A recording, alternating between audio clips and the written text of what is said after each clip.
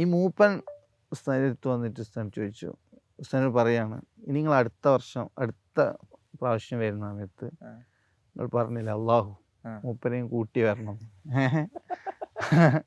ഈ പെണ്ണുങ്ങൾ ഇവനെ ഒരു ചാക്കിലിട്ടാണ് പൊതിഞ്ഞിട്ട് എന്തൊരു സഞ്ചിയില ഒരു 5 വയസ്സുള്ള സമയത്ത് നമ്മുടെ സ്ഥാപനത്തിൻ്റെ അടുത്ത് കൊണ്ടിട്ട് ഇവൻ്റെ പൂച്ചനൊക്കെ കൊണ്ടിടുന്നത് പോലെ അങ്ങനെ ആ കുട്ടി നമ്മുടെ തൊയ്ബയിൽ അന്ന് മുതൽ ഓൻ്റെ വീട് തൊയ്ബയാണ്.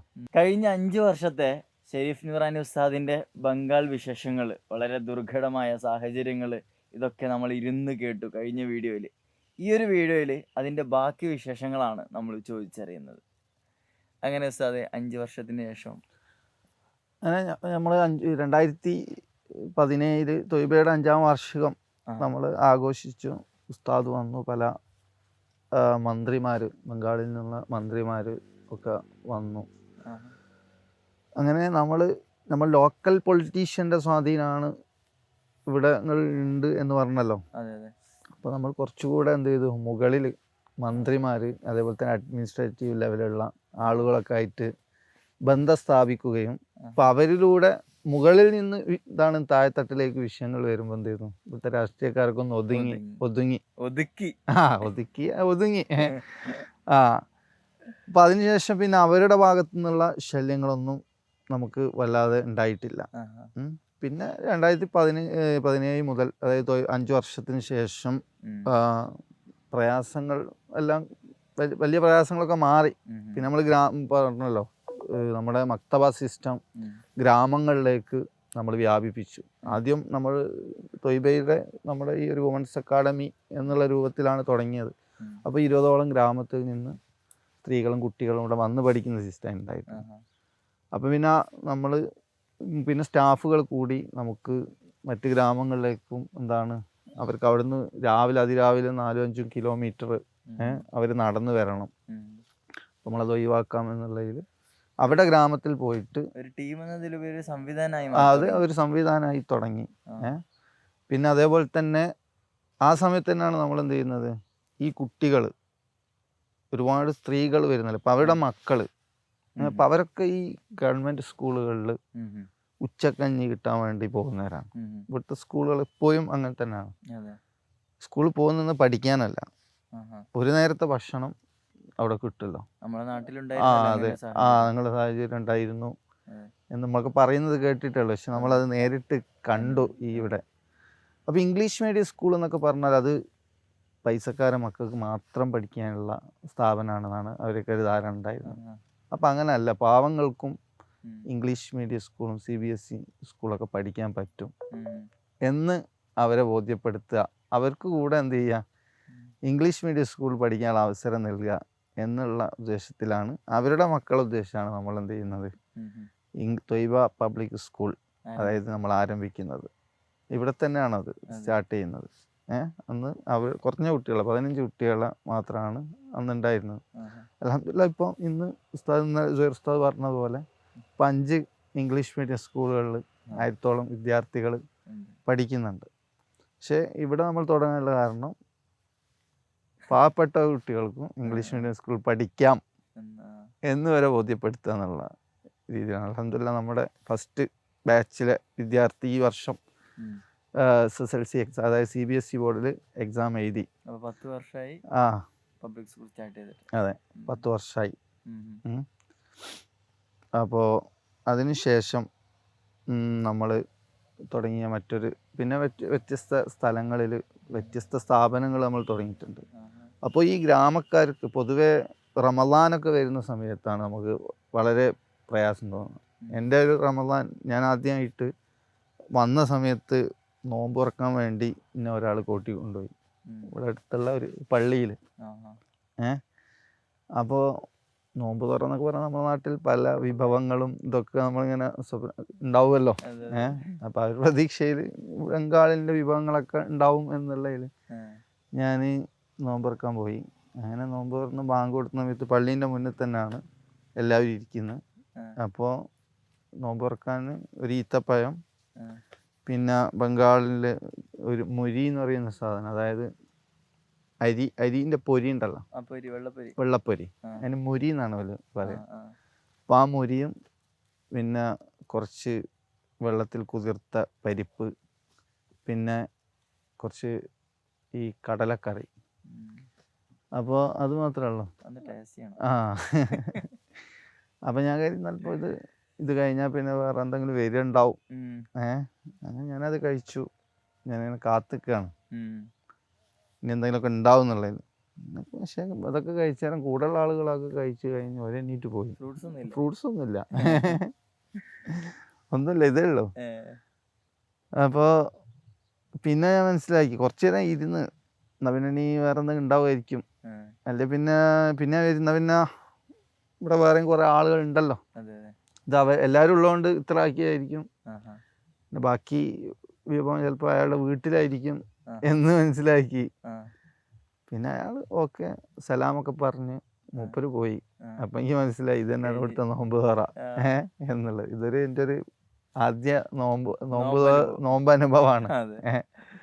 പെരുന്നാളിനും അങ്ങനെ തന്നെ. ഞാൻ ആദ്യമായിട്ട് ഫസ്റ്റ് ഒരു പെരുന്നാളിന് ഇവിടെ കൂടിയ സമയത്ത്, പെരുന്നാളിൻ്റെ അന്ന് രാവിലെയും ഈ മുരിയും ഈ ഒരു എന്താണ് പട്ടാണിക്കറി അതാണ്. അപ്പോൾ ഇത് വരെ ഒരു നോർമൽ ഭക്ഷണമാണ്. അത് പെരുന്നാളാവട്ടെ നോമ്പാവട്ടെ കല്യാണങ്ങളിലൊക്കെ നമ്മളിപ്പോൾ ഇവിടെ പോയാൽ വലിയ ബിരിയാണി ഒന്നും കിട്ടൂല നമുക്ക്. വെറുംചോറ്, കുറച്ച് പാവങ്ങളാണെങ്കിൽ ഇറച്ചിയിൽ അവർ ആലു മിക്സ് ആക്കും. ആലു അറിയില്ലേ? ഉരുളക്കിഴങ്ങ്. കുറച്ച് ക്യാഷ് ഉള്ളവരാണ്, അതായത് ഒരു മിഡിൽ ക്ലാസ്, ഇവിടുത്തെ ഒരു മിഡിൽ ക്ലാസ് ആണെങ്കിൽ അവരിൽ എന്താണ് നമുക്ക് അവർ മനസ്സിലാക്കാന്ന് പറഞ്ഞാൽ ഇറച്ചിക്കറിയിൽ ആലു ഉണ്ടാവില്ല. ആലു ഇട്ടിട്ടുണ്ടെങ്കിൽ അവർ വളരെ പാവങ്ങളാണ്. ആലു ഇട്ടിട്ടില്ലെങ്കിൽ അവർ ഇവിടുത്തെ മിഡിൽ ക്ലാസ് ആണ്. വെറും ചോറും ചോറും. അതാണ് കല്യാണം എന്ന് പറഞ്ഞാൽ വലിയ കല്യാണങ്ങളൊന്നല്ല. സ്ത്രീധന സംവിധാനം ഇവിടെ രൂക്ഷമായിട്ടുണ്ട്. ഒരു 80 ലക്ഷങ്ങളൊന്നും ആവശ്യമില്ല. ഒരു 80,000 രൂപ ഉണ്ടെങ്കിൽ ഒരു പെൺകുട്ടിയുടെ കല്യാണം നമുക്ക് കഴിച്ചു കൊടുക്കാൻ കഴിയും. അതായത് ഒരു കട്ടിൽ വേണം, ഒരു അളമാറ, പിന്നെ ഡ്രസ്സ് വെക്കുന്ന ഒരു സ്റ്റാൻഡ്, പിന്നെ കുറച്ച് പാത്രങ്ങൾ, ഇത്രയും കാര്യങ്ങൾ ഉണ്ടായാൽ മതി. ഇതുപോലും കൊടുക്കാൻ കഴിയാത്ത ആളുകൾ, പാവങ്ങൾ, എങ്ങനെങ്കിലും പെൺകുട്ടി ആരെങ്കിലും കൂടെ ചാടിപ്പോയാലും പ്രശ്നമില്ല എന്നുള്ള നിലപാടുള്ള ഒരുപാട് ആളുകളാണ് നമുക്കറിയാം. അതൊരു യാഥാർത്ഥ്യമാണ്. ഗ്രാമങ്ങളിൽ നിന്ന് നമ്മൾ പലരിൽ നിന്നും കേട്ടിട്ടുണ്ട്. ചെറിയ മൊബൈൽ കൊടുത്തിട്ട് നീ സ്വയം കണ്ടെത്തിക്കോ, എന്നിട്ടെങ്കിലെങ്കിലും പറയാതെ പറയുന്ന, അതായത് ദാരിദ്ര്യത്തിൻ്റെ ആ ഒരു, അതായത് 80,000 അല്ലെങ്കിൽ 1,00,000 മാക്സിമം അതുപോലും കൊടുക്കാൻ കഴിയാത്തത് കൊണ്ട് എങ്ങനെങ്കിലും രക്ഷപ്പെടട്ടെ, അല്ലെങ്കിൽ ആരെങ്കിലും കണ്ടെത്തട്ടെ എന്ന് ചിന്തിക്കുന്ന മാതാപിതാക്കളുണ്ട്. അൽഹംദുലില്ലാഹ് നമ്മൾ ത്വയ്ബയുടെ ഇവിടെ പഠിച്ച നമ്മളെ യതീമുകളായ ഒരുപാട് പെൺകുട്ടികൾക്ക് നമ്മൾ സഹായം നൽകി, നമ്മൾ കല്യാണം കഴിപ്പിച്ച് കൊടുക്കുന്നുണ്ട്, കൊടുത്തിട്ടുണ്ട്. നമുക്ക് 1,00,000 രൂപ മാത്രമല്ല ചിലവ്. നമ്മളെ നാട്ടിൽ 10, 20, 30 ലക്ഷം മുടക്കിയിട്ടല്ലേ കല്യാണം കഴിക്കുന്നു. 30 ലക്ഷമൊക്കെ മുടക്കുമ്പോൾ 1,00,000 റുപ്യ സ്ഥാനങ്ങൾ ഏൽപ്പിക്കുകയാണെങ്കിൽ ഒരു കുട്ടിന്റെ കല്യാണം ഭംഗിയായിട്ട് നടത്തി തരും. ആ ഒരു സന്തോഷ നിമിഷം കാണാൻ താല്പര്യം ഉണ്ടെങ്കിൽ ഇവരെ ഒന്ന് ബന്ധപ്പെടാൻ ശ്രമിക്കട്ടെ. അതിന്റെ ഇടയിലൊന്ന് സാന്ദർഭികമായിട്ട് ഞാൻ ഓർമ്മപ്പെടുത്തിയാണ്. പിന്നെ അതേപോലെ നമുക്കിപ്പോൾ നമ്മൾ ഇവിടെ നിങ്ങൾ പറഞ്ഞല്ലോ, ഈ ഒരു സാഹചര്യം ഒരിക്കലും നമുക്ക് അനുകൂലമായ ഒരു സാഹചര്യമല്ല ഇവിടെ ഉണ്ടാവുക. എന്നാലും നമ്മളിവിടെ പിടിച്ചിരുത്തുന്ന, ഇവിടെ തന്നെ നിൽക്കണം എന്ന് തോന്നാനുള്ള ഒരുപാട് കാരണങ്ങൾ. അപ്പോൾ അതിൻ്റെ പ്രധാന കാരണം എന്ന് പറഞ്ഞാൽ ഞാൻ ഒരു അനുഭവം, അതായത് കുറച്ച് ദിവസം മുമ്പ്, ഒരു മാസം മുമ്പുള്ള ഒരു അനുഭവം. ഈ നമ്മുടെ മക്തബിൽ പഠിക്കാൻ വന്ന ഒരു ഉമ്മാമുണ്ട്, ശാന്തിരഹട്ടി എന്ന് പറയും. അമ്മാൻ്റെ പേരക്കുട്ടി ഇപ്പം നമ്മുടെ സ്ഥാപനത്തിൽ പഠിക്കുന്നുണ്ട്, തുടക്കകാലത്തുണ്ടായിരുന്നു. തുടക്കകാലത്തുണ്ടായിരുന്നു. ആ, ആ, അപ്പം അവർ കഴിഞ്ഞ ദിവസം ബ്രൈസ്താനെ കാണാൻ വന്നു. ആ, എന്നിട്ട് ഉസ്താദിനോട് ചോദിച്ചു, ഈ തഹജ്ജുദ് നിസ്കരിക്കുന്ന സമയത്ത് നമ്മൾ സുന്നത്ത് നിന്നാണോ നഫിൽ നിന്നാണോ നിയ്യത്ത് വെക്കേണ്ടത്? മാഷാ അല്ലാ. ഏ ആഹാ. അപ്പോൾ അത് കേട്ടപ്പോൾ ഭയങ്കര സന്തോഷമായി. ആ, നമുക്ക് അതെ, അതെ. അതായത് നിസ്കാരം പോലും അറിയാത്ത ആളുകൾ, നമ്മൾ പോലും തഹജ്ജുദ് ഉം, കൃത്യമായി നിസ്കരിക്കാത്ത, ഉം, പ്രത്യേകിച്ച് ഇവിടുത്തെ സാഹചര്യത്തിൽ ഉം, ഉമ്മാം എപ്പോഴും തഹജ്ജുദ് നിസ്കരിക്കുന്നു, ഉം, എന്നും 300 സ്വലാത്ത് ചെല്ലുന്നു ഉം, ഏ ഉം. എന്നൊക്കെ കേൾക്കുമ്പോൾ നമുക്കൊരു സന്തോഷം ആ, ഉണ്ടല്ലോ. പറയാണ്ട് അത് തന്നെ പോരാ ജീവിതത്തില്. അപ്പം ദുനിയാവ് കിട്ടി. അങ്ങനത്തെ ഒരുപാട് അനുഭവങ്ങളാണ് ആ, നമ്മളിവിടെ പിടിച്ചു നിർത്തുന്നത്. ആ, നമ്മളെ പാമ്പാട്ടികളുടെ ഗ്രാമത്തെക്കുറിച്ച് ചിലപ്പോൾ നിങ്ങൾ ആ. കേട്ടിട്ടുണ്ടാവും. നമുക്കൊന്ന് അങ്ങോട്ട് പോയി വീഡിയോ ആ, അപ്പോൾ അവർ ഈ രൂപത്തിൽ തന്നെയാണ്. അവർക്ക് എന്താണെന്ന് അറിയില്ല. നമ്മൾ കേട്ടറിഞ്ഞു പോയതാണ് അവിടെ. അപ്പോൾ ഞങ്ങൾ പോയി ഫസ്റ്റ് നമ്മൾ പോകുന്നത്, ഫസ്റ്റ് തന്നെ നമ്മൾ പുസ്തകവും പേനുമായിട്ട് പോയാൽ നമ്മളാരും സ്വീകരിക്കില്ല. കാരണം അവരെ പ്രധാന പ്രശ്നം എന്നുള്ളത് ദാരിദ്ര്യമാണ്. 3 നേരം നല്ലോണം ഭക്ഷണം കിട്ടണം അവർക്ക്. അപ്പോൾ നമ്മൾ ഈ പാമ്പാട്ടികളെ കാണാൻ പോകുന്ന സമയത്ത് ഒരു റമദാനിലാണ് പോകുന്നത്. അപ്പോൾ ഞങ്ങൾ ഇവിടുന്ന് കിറ്റ് സംവിധാനം, റമദാനിൽ ഒരുപാട് ആളുകൾ പാവങ്ങൾക്ക് കിറ്റൊക്കെ കൊടുക്കാൻ നമ്മളെ ബന്ധപ്പെടാറുണ്ട്. അങ്ങനെ ഒരു 70ഓളം ഫാമിലിയാണ് അവിടെ ഉള്ളത്. ഈ എല്ലാം പാമ്പാട്ടികളാണ്. അപ്പോൾ അവർക്കുള്ള കിറ്റും കാര്യങ്ങളൊക്കെ ആയിട്ട് ഞങ്ങൾ അവിടെ പോയി. എന്നിട്ട് ഇവരോട് പറഞ്ഞു, നമുക്ക് ഭക്ഷണം നൽകുന്നത്, ഈ കിറ്റ് നൽകുന്നത് അത് അള്ളാഹുവാണ്. അള്ളാഹുവാണ് നമുക്ക് ഭക്ഷണം നൽകുന്നത് എന്നൊക്കെ നമ്മളെ അലി ഉസ്താദ് അവരോട് ഇങ്ങനെ വയല് പറയാണ്. എന്നിട്ട് അതൊക്കെ പറഞ്ഞ ശേഷമാണ് ഇത് കൊടുക്കുന്നത്. അപ്പോൾ അത് കൊടുത്തു കഴിഞ്ഞ് തിരിച്ചു വരുന്ന സമയത്ത് ഈ പാമ്പാട്ടികൾ, അവിടെ ഒരു മൂപ്പയുണ്ട്, അവരുടെ സിസ്റ്റമാണ് നേതാവ്. ഈ മൂപ്പൻ ഉസ്താദിൻ്റെ അടുത്ത് വന്നിട്ട് ഉസ്താദ് ചോദിച്ചു, ഉസ്താദിനോട് പറയാണ്, ഇനി നിങ്ങൾ അടുത്ത പ്രാവശ്യം വരുന്ന സമയത്ത് നിങ്ങൾ പറഞ്ഞില്ല അള്ളാഹു മൂപ്പനെയും കൂട്ടി വരണം. അപ്പോൾ ഇയാൾ മനസ്സിലാക്കിയത് ഈ സ്ഥാപനത്തിൻ്റെ ഡയറക്ടർ, അതായത് ഇവരൊക്കെ മുസ്ലിങ്ങളാണ് എന്നാണ് പറയുന്നത്, പേരിലൊക്കെ മുസ്ലിങ്ങളാണ്. അപ്പോഴാണ് നമ്മൾ മനസ്സിലാക്കിയത്, ഇപ്പോൾ അവർക്ക് അരിയും ഇത് മാത്രം കൊടുത്താൽ പോരാ, എങ്ങനെങ്കിലും അവരെ ഇടയിൽ നിന്നുകൊണ്ട് ഒരു സ്ഥാപനം അവിടെ ഉണ്ടാക്കണം. അങ്ങനെയാണ് നമ്മൾ ത്വയ്ബ മോഡൽ അക്കാഡമി ഷാംസിയിൽ സ്റ്റാർട്ട് ചെയ്യുന്നത്. അൽഹംദുലില്ലാഹ് ഇപ്പം 100-150 വിദ്യാർത്ഥികൾ അവിടെ പഠിക്കുന്നുണ്ട്. മാത്രമല്ല അവിടുന്ന് പഠിച്ചിട്ട് നമ്മുടെ മെയിൻ ക്യാമ്പസിലേക്ക് അവിടുന്ന് കുട്ടികൾ വരുന്നുണ്ട്. നാഷണൽ സാഹിത്യോത്സവത്തിൽ വരെ നമ്മുടെ പാമ്പാട്ടികളുടെ മക്കൾ പങ്കെടുത്തു. കൊൽക്കത്തയിലെ ഏറ്റവും വലിയ മൈനോറിറ്റീൻ്റെ മിലൻ മേള ഗവൺമെൻറ് നടത്തുന്നതാണ്. അതിലും പങ്കെടുക്കാൻ ഈ വിദ്യാർത്ഥികൾക്ക് അവസരം കിട്ടി.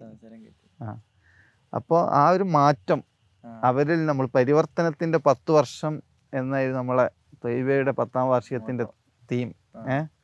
അപ്പോൾ ആ ഒരു പരിവർത്തനം നമ്മളിങ്ങനെ നേരിട്ട് കാണുകയാണ് ഓരോ ഗ്രാമങ്ങളിലും പോകുമ്പോൾ. അപ്പോൾ അതാണ് നമ്മൾ യഥാർത്ഥത്തിലൂടെ പിടിച്ചു നിർത്തുന്നത്. നമ്മുടെ സ്ഥാപനത്തിലേക്ക് വരുന്ന കുട്ടികൾ ഏതൊക്കെ രീതിയിലുള്ള കുട്ടികളാണ്, ഏതൊക്കെ അങ്ങനെ ഉണ്ടല്ലോ കുടുംബ ബാക്ക്ഗ്രൗണ്ട് ഒക്കെ? അതെ, സ്ഥാപനത്തിലേക്ക് വരുന്ന കുട്ടികൾ എല്ലാം പാവപ്പെട്ട കുട്ടികളാണ്. വീട്ടിലെ കഷ്ടപ്പാട് കൊണ്ട് പൊതുവെ ഇവിടെ ഈ ദാറുൽ ഉലൂമുകളിൽ കുട്ടികളെ പറഞ്ഞയക്കുന്നത് തന്നെ എന്ന് പറഞ്ഞാൽ 2 നേരം ഭക്ഷണം അവിടുന്ന് കിട്ടുമല്ലോ. ഞാൻ നേരത്തെ പറഞ്ഞു, സ്കൂൾ ഉച്ചക്കഞ്ഞി മാത്രം പ്രതീക്ഷിച്ച് പോകുന്ന കുട്ടികൾ. അപ്പോൾ നമ്മൾ ഇപ്പോൾ കുറച്ച് മുമ്പ് നമ്മുടെ സ്ഥാപനത്തിൽ വന്നു 2 കുട്ടികൾ, ജ്യേഷ്ഠനും അനിയനും. അപ്പോൾ ഇൻ്റർവ്യൂവിൽ ജ്യേഷ്ഠൻ പാസ്സായി, അനിയൻ പാസ്സായില്ല. അപ്പോൾ അങ്ങനെ കുട്ടീൻ്റെ ഉമ്മയാണ് വന്നത്, ഉപ്പയില്ലാന്ന് തോന്നുന്നു. ഉമ്മ വന്നിട്ട് ഭയങ്കര കരച്ചിലാണ്. നിങ്ങൾ എങ്ങനെങ്കിലും ഈ 2 കുട്ടികളെ ഇവിടെ വെക്കണം. ഭയങ്കര കരച്ചിൽ. അപ്പോൾ ഞങ്ങൾ പറഞ്ഞു ഒരു കുട്ടിയാണ് പാസ്സായിട്ടുള്ളൂ, മറ്റേ കുട്ടീനെ വെക്കാൻ കഴിയില്ല. പക്ഷെ അത് പറഞ്ഞാൽ പോരാ, നിങ്ങൾ എങ്ങനെയെങ്കിലും ഇവിടെ വെക്കണം എന്ന് പറഞ്ഞ് പെണ്ണുങ്ങൾ കരച്ചിൽ തന്നെ. കാരണം അല്ല, അതായത് കാരണം നമ്മൾ അന്വേഷിച്ചപ്പോൾ ഉമ്മ പറയാണ്, എനിക്ക് 3 കുട്ടികളാണ്, ഞാനൊരു വീട്ടിൽ ജോലി ചെയ്തിട്ടാണ് കുട്ടികൾക്ക് ഭക്ഷണം കൊടുക്കുന്നത്. പക്ഷെ എനിക്ക് ചെറിയ അവിടുന്ന് കിട്ടുന്ന ആ ഒരു ശമ്പളം ഈ 3 കുട്ടികൾക്ക് 3 നേരം ഭക്ഷണം കൊടുക്കാൻ തികയുന്നില്ല. ഇപ്പോൾ 2 കുട്ടികളെങ്കിലും നിങ്ങൾ ഈ സ്ഥാപനത്തിൽ നിന്നാൽ അവർക്ക് 3 നേരം ഭക്ഷണം കിട്ടുമല്ലോ. അതുകൊണ്ട് ഭയങ്കര സങ്കടമായി. അപ്പോൾ പിന്നെ ആ കുട്ടീനെ അവിടെ വെച്ചു. കാരണം അങ്ങനെയൊക്കെ പറയുമ്പോൾ പിന്നെ നമ്മളെ ഒരു ഉത്തരവാദിത്വം കൂടെ ആണല്ലോ. അപ്പോൾ അതേപോലെയാണ് പല മക്കളൂടെ വരുന്നത്. കഴിഞ്ഞ വർഷം ഇപ്പം ഈ റമദാനിലെ ഞാൻ ഇങ്ങനെ നമ്മളിവിടെ ഒരു കുട്ടി ഉണ്ടായിരുന്നു, കൈസർ, എത്തിയും കുട്ടിയാണ്. അപ്പോൾ കൈസറിനോട് ഞാൻ ചോദിച്ചു, എന്താ കൈസറെ നോമ്പ് വീട്ടിലൊന്നും പോകണ്ടേ? പറഞ്ഞു വേണ്ട, നോമ്പ് 30 ആണെങ്കിൽ ഫുള്ളും ഇവിടെ തന്നെ. കാരണം ജീവിതത്തിൽ ഇങ്ങനെയുള്ളൊരു നോമ്പ് തുറ എനിക്ക് കിട്ടിയിട്ടില്ല. നാട്ടിൽ വീട്ടിൽ പോയാൽ ഭക്ഷണമൊന്നും ഉണ്ടാവില്ല, നോമ്പ് തന്നെ നോക്കാൻ കഴിയില്ല എന്ന് പറഞ്ഞു. അപ്പോൾ നമ്മൾ ആദ്യമൊക്കെ റമദാനിൽ 17 വരെയായിരുന്നു ഇവിടെ നോമ്പ് കുട്ടികൾ ഉണ്ടാവാറില്ല. 17 ശേഷം ലീവ് എന്നുള്ളായിരുന്നു. അപ്പോൾ അതിന് ശേഷം നമ്മൾ എന്ത് ചെയ്തു, നോമ്പ് 27 വരെ കുട്ടികൾ സ്ഥാപനത്തിൽ നിൽക്കട്ടെ, നോമ്പ് നോൽക്കും, അവർക്ക് നല്ല നോമ്പ് തുറയും കിട്ടും, നല്ല ഭക്ഷണവും കിട്ടും. അപ്പോൾ അതുകൊണ്ട് കുട്ടികൾ നല്ല സന്തോഷത്തിലാണ്. ഇനി 30 ദിവസവും ഇവിടെ നിന്ന് പെരുന്നാളിനും എന്താണ് നമ്മൾ ഇവിടെ സൗകര്യം ഒരുക്കിയാൽ കുട്ടികൾ നിൽക്കാൻ തയ്യാറാവും. കാരണം പുതിയൊരു അനുഭവങ്ങൾ, പിന്നെ നല്ല ഭക്ഷണം കിട്ടുക എന്നുള്ളത് തന്നെ നമ്മുടെ അത്യാവശ്യം ആണല്ലോ. പിന്നെ വെച്ചാല് ഈ ഞാനൊരു കേട്ടുവിടുന്നത് സീറുദ്ദീൻ ഉസ്താദിന്റെ പേരിലുള്ള, അതായത് ഉപ്പാന്റെ പേര് ഫാദർ നെയിം സീറുദ്ദീൻ എന്നുള്ളൊരു കുട്ടി എത്തിയും കുട്ടിയാണ്. അപ്പോൾ ആ കുട്ടിയുടെ ഉമ്മയും ഉപ്പയും ഇല്ല. ഉമ്മയും ഉപ്പയും രണ്ടാളും മരണപ്പെട്ടു. പിന്നെ ഉമ്മയുടെ ഉമ്മയായിരുന്നു കുട്ടീനെ നോക്കിയിരുന്നത്, ആ ഉമ്മയും മരണപ്പെട്ടു. പിന്നെ കുട്ടീൻ്റെ ഉപ്പാപ്പ, അതായത് ഉമ്മൻ്റെ ഉപ്പ വേറൊരു കല്യാണം കഴിച്ചു, അതിൽ കുട്ടിയുണ്ട്. അങ്ങനെ അവര് ആ ഉമ്മ എന്ത് ചെയ്യും, ഇവരെ കുട്ടി ഉണ്ടല്ലോ, ഇവരെ തമ്മിൽ എന്തെങ്കിലുമൊക്കെ പ്രശ്നമാകുമ്പോൾ പിന്നെ നല്ലോണം അടിക്കും. അങ്ങനെ ആളൊരു പൊട്ടിത്തെറിയാണ്, ഇപ്പം ഇല്ലാതെ വളർന്നാണല്ലോ. അങ്ങനെ ഒരു ദിവസം നമ്മുടെ ഓർഫനേജിൻ്റെ തൊട്ട ബാക്കിലുള്ള ഗ്രാമത്തിലാണ്, അവിടുന്ന് ഈ പെണ്ണുങ്ങൾ ഇവനെ ഒരു ചാക്കിലെറ്റാണ് പൊതിഞ്ഞിട്ട് എന്തൊരു സഞ്ചിയിൽ ഒരു 5 വയസ്സുള്ള സമയത്ത് നമ്മുടെ സ്ഥാപനത്തിൻ്റെ അടുത്ത് കൊണ്ടിട്ട് ഇവൻ്റെ പൂച്ചനൊക്കെ കൊണ്ടിടുന്നത് പോലെ അങ്ങനെ ആ കുട്ടി നമ്മൾ തൊയ്ബയിൽ, അന്ന് മുതൽ ഓൻ്റെ വീട് തൊയ്ബയാണ്, നമ്മുടെ ഓർഫനേജിലായിരുന്നു. അപ്പോൾ അവിടെ കളിച്ച് അവിടുന്ന് ലീവൊന്നും അവന് വീട്ടിലൊന്നും പോകേണ്ട ആവശ്യമില്ല, വീട്ടുകാർ നോക്കാറില്ല. അങ്ങനെ ഒരു കുറച്ച് കഴിഞ്ഞേരം നമ്മൾ നമ്മുടെ മെയിൻ ക്യാമ്പസിലേക്ക് കൊണ്ടുവന്നു. അപ്പോൾ ഐഡൻറ്റിറ്റി കാർഡിൽ നമ്മൾ സ്റ്റുഡൻസ് ഐഡിയിൽ ഓന് സുഹൈർ ഉസ്താദിന്റെ കുട്ടി എന്നാണ് പറയല്. അപ്പോൾ നമ്മൾ കാർഡിനും ഗാർജിയൻ സുഹൈർ നൂറാനി എന്നാണ് എഴുതിയത്. ഇപ്പൊ അൽഹംദുലില്ലാ നമ്മുടെ CS ഇപ്പം ഫസ്റ്റ് ബാച്ചിൽ ഉണ്ട്. ഇടയ്ക്ക് നമ്മളെ വീട്ടിലൊക്കെ വന്ന് നിൽക്കും ഈ ലീവുള്ള സമയത്ത്. നമ്മൾ നാട്ടിലല്ല, നമ്മളിവിടെ നമ്മുടെ കുട്ടികളുടെ കൂടെ ഫ്ലാറ്റിലേക്കൊക്കെ വരാറുണ്ട്. അതായത് ഇവിടെ കോളേജിലുള്ള കുട്ടികളെല്ലാരും കുട്ടികളൊക്കെ ലീവ് പോകുന്ന സമയത്ത് ഓന് ഇവിടെ തന്നെ ഉണ്ടാവുക. അപ്പോൾ നമ്മളെ വീട്ടിലോ അല്ലെങ്കിൽ ഉസ്താദിന്റെ മക്കൾ ഇവിടെ ഉണ്ടാകുമ്പോൾ അവരോടൊക്കെ ആയിട്ട്. അപ്പോൾ അവനൊരു യത്തീമാണെന്നുള്ളൊരു ഫീലിംഗ് അവനുണ്ടാവാൻ പാടില്ല. അതെ ഏഹ് അങ്ങനെ ഒരുപാട് മക്കൾ ഓർഫനേജിലേക്കൊക്കെ വരുന്ന കുട്ടികൾ എന്ന് പറഞ്ഞാൽ ഈ കല്യാണം കഴിഞ്ഞാൽ ആ. ഈ മക്കൾ ഭർത്താവ് മരണപ്പെട്ടാൽ പിന്നെ വിധവായല്ലോ. അതെ പിന്നെ വിധവകൾക്ക് മക്കളുണ്ടെങ്കിൽ പിന്നെ ഇവിടെ ആളുകൾ കല്യാണം കഴിക്കാൻ തയ്യാറാവില്ല. പിന്നെ അവരെ കല്യാണം കഴിക്കാൻ ആൾക്കാർ തയ്യാറാവില്ല. അപ്പം ഈ മക്കളെങ്ങനെയെങ്കിലും ഇവർക്ക് ഒഴിവാക്കണം. അപ്പം അങ്ങനെ ഏതെങ്കിലും സ്ഥാപനങ്ങളിലൊക്കെ കൊണ്ടുവരുന്ന ആണ്. ഇപ്പം നമ്മൾ 100 ചില്ലാനം വിദ്യാർത്ഥികൾ നമ്മുടെ ഓർഫനേജിലുണ്ട്.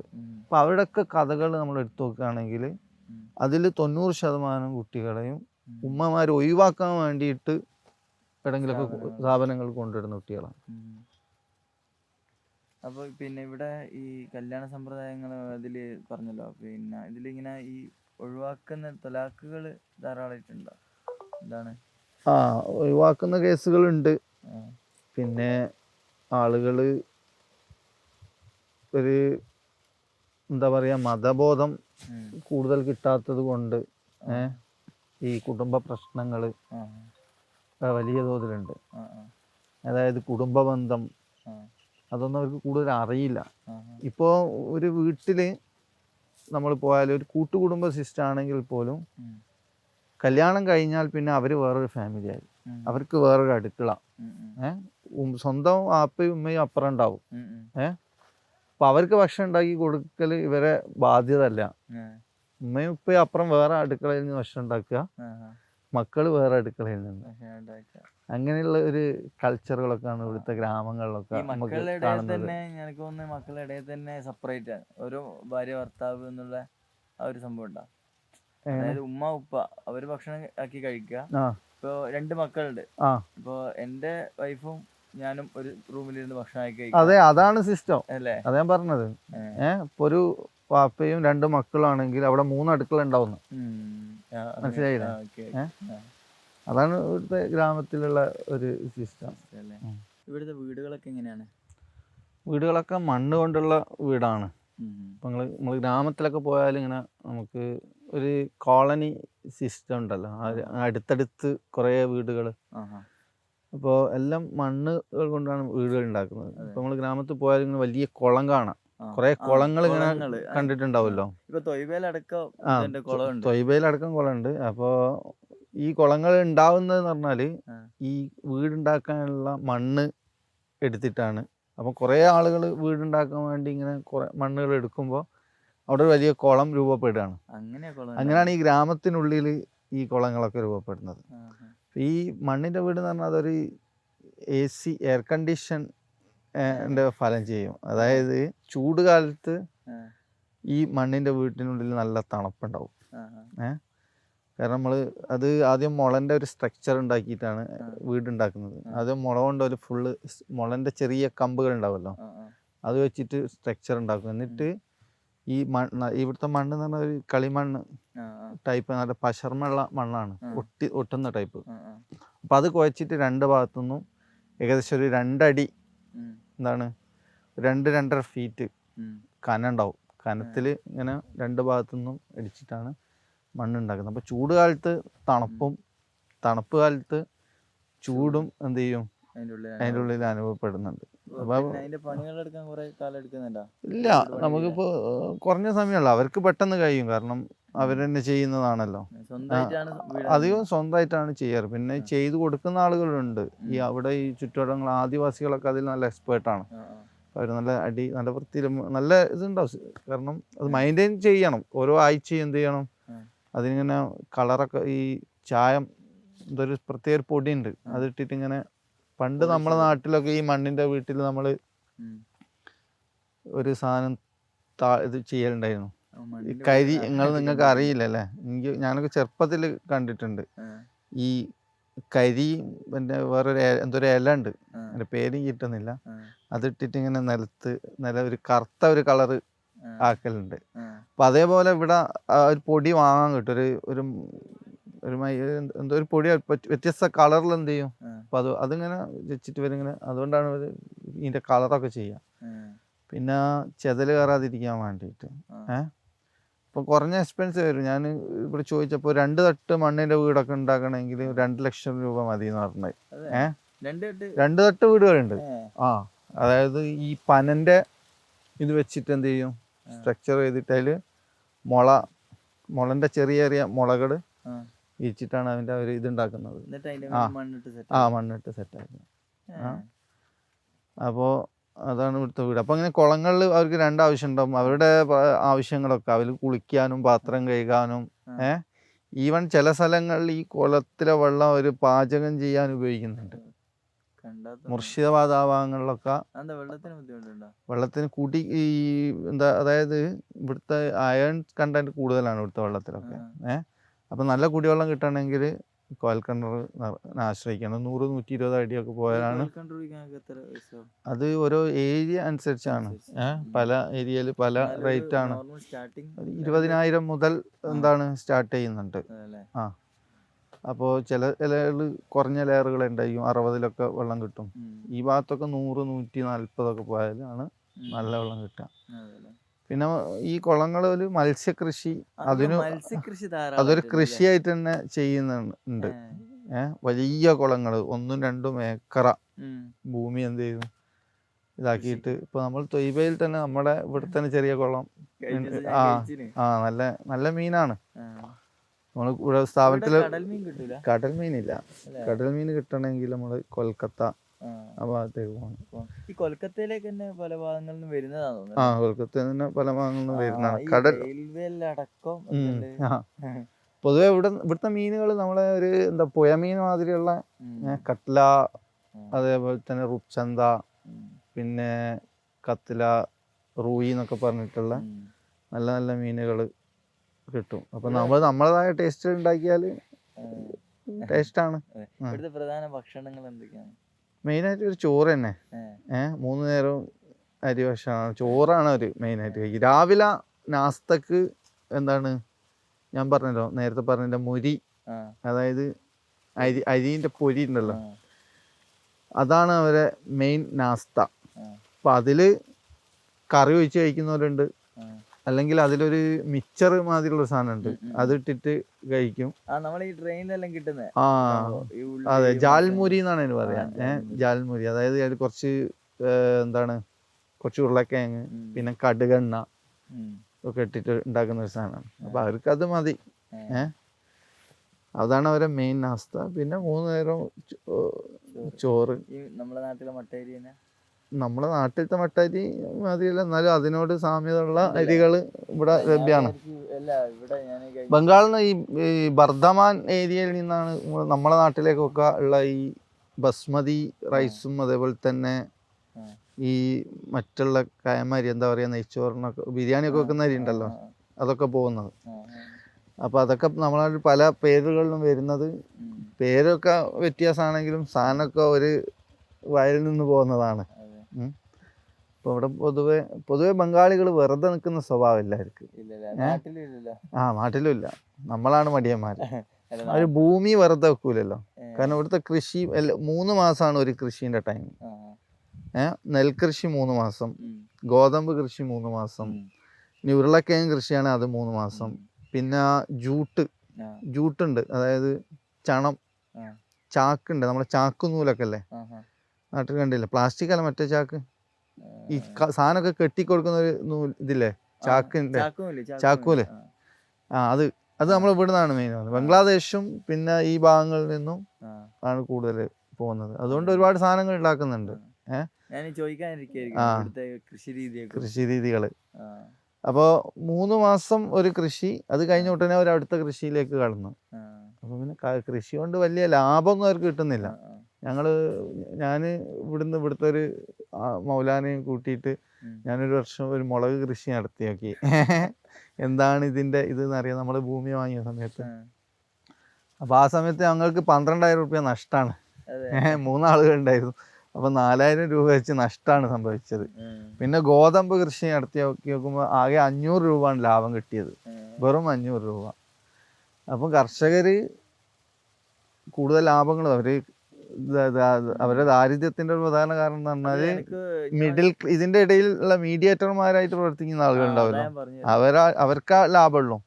കർഷകർക്ക് വലിയ ലാഭമൊന്നുമില്ല. കഴിഞ്ഞ സക്കീം ഉസ്താദ് പറഞ്ഞില്ലേ, ആ എന്ത് അതില് എനിക്ക് നൽകിയൊരു അഭിമുഖത്തിൽ പറയുന്നുണ്ട്, ആ, അതായത് അവർക്ക് കർഷകർക്ക് എന്ത് ചെയ്യാ, ന്യായമായ വില കിട്ടുന്നുണ്ട് എന്നുള്ളത് എന്ത് ചെയ്യാ, ഉം, ഉറപ്പുവരുത്തുക. ഉം. അപ്പൊ അതിലൂടെ എന്ത് ചെയ്യും, ഇവിടുത്തെ ദാരിദ്ര്യത്തെ മറികടക്കാൻ കഴിയും. തീർച്ചയായിട്ടും നേരിട്ട് അവർക്ക് എന്താണ് മാർക്കറ്റിൽ സാധനം എത്തിക്കാനുള്ള പദ്ധതികളൊക്കെ ഗവൺമെന്റ് ചെയ്തു കൊടുക്കുകയാണെങ്കിൽ അവർക്ക് ലാഭം ഉണ്ടാവും.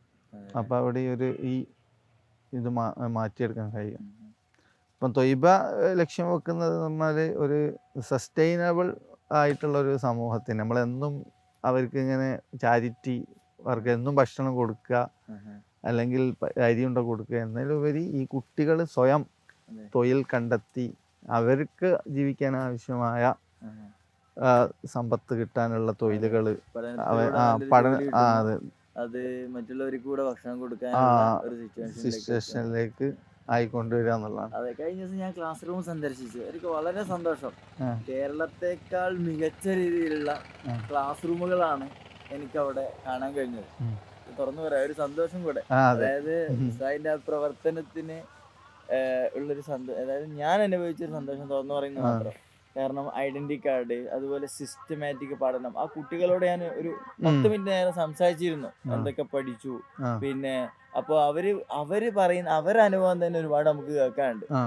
അങ്ങനെ ഒന്നുമില്ലാത്ത ഒരു സിറ്റുവേഷനിൽ നിന്ന് കടന്നു വന്ന പല കുട്ടികളും, ഇതൊന്നും സ്വപ്നം പോലും കാണാത്ത ഒരുപാട് കുട്ടികൾ എന്ത് ഇപ്പോ LLB ക്ലാസ് റൂമിൽ ഇരിക്കുന്ന ബംഗാളികളായ കുട്ടികളോട് സംസാരിച്ചപ്പോ അവർക്ക് ഇതിനെ കുറിച്ചൊന്നും ഒരു ധാരണ, ഒരു 10ാം ക്ലാസ്സിന് മുകളിൽ അവർ കേട്ട് തന്നെ പരിചയമില്ല. 10ാം ക്ലാസ്സിൽ പലരും സ്കൂളിൽ തന്നെ പോയിട്ടില്ല, ഇവരുടെ മാതാപിതാക്കളൊന്നും പോലും, ജ്യേഷ്ഠന്മാര്, അങ്ങനെയുള്ള ഒരു അവരുടെ മുൻ തലമുറ ഒന്നും എന്ത് ചെയ്തില്ല, സ്കൂളിന്റെ പടി പോലും കണ്ടിട്ടില്ല. അപ്പൊ അവരാണ് അവരുടെ നാട്ടിലെ ഹീറോ എന്നാണ്. ഇവിടെ അധികവും നമ്മളെ ഫസ്റ്റ് ബാച്ചിലെ കുട്ടികളൊക്കെ തീരെ സ്കൂളിൽ പോകാത്തവർ, അല്ലെങ്കിൽ 2ാം ക്ലാസ് 4ാം ക്ലാസ് വരെ കുട്ടികളൊക്കെ ആയിരുന്നു ഉണ്ടായിരുന്നത്. ഇപ്പൊ നമ്മൾ എടുക്കുന്ന കുട്ടികൾ 7ാം ക്ലാസ് വരെ, 7ാം ക്ലാസ് അല്ലെങ്കിൽ 12 വയസ്സ് 13 വയസ്സ്, അങ്ങനെ 2 കണ്ടീഷനാണ് വെച്ച്. കാരണം 7ാം ക്ലാസ് എന്ന് മാത്രം വെച്ചാൽ എന്താണ്, 7ാം ക്ലാസ്സിൽ വരെ പോയ കുട്ടികൾ കുറച്ച് ഉണ്ടാവുള്ളൂ. അപ്പോൾ നമ്മൾ ആ ഒരു 13 വയസ്സുള്ള കുട്ടികളെ കുട്ടിക്ക് പഠിക്കാൻ കഴിയും എന്നുള്ള കുട്ടിയുടെ ഐക്യമൊക്കെ ടെസ്റ്റ് ചെയ്തിട്ടാണ് നമ്മൾ കുട്ടികളെ എടുക്കുന്നത് സ്ഥാപനത്തിലേക്ക്. എന്നിരുന്നാലും ത്വയ്ബയുടെ പരിവർത്തനത്തിന്റെ 10 വർഷങ്ങളാണ് കഴിഞ്ഞ 2 വീഡിയോയിലായിട്ട് നൂറാനി ഉസ്താദ് നമ്മളോട് പങ്കുവെച്ചത്. അപ്പോൾ എന്തായാലും ഒരുപാട് നന്ദി. ഈ വിലപ്പെട്ട സമയം നമുക്ക് വേണ്ടി, നിങ്ങൾക്ക് കൂടിയാണല്ലോ വീഡിയോ ചെലവഴിച്ചതിന് എന്തായാലും കൃതജ്ഞത അറിയിക്കുകയാണ്. അസ്സലാമു അലൈക്കും. വലൈക്കും സലാം.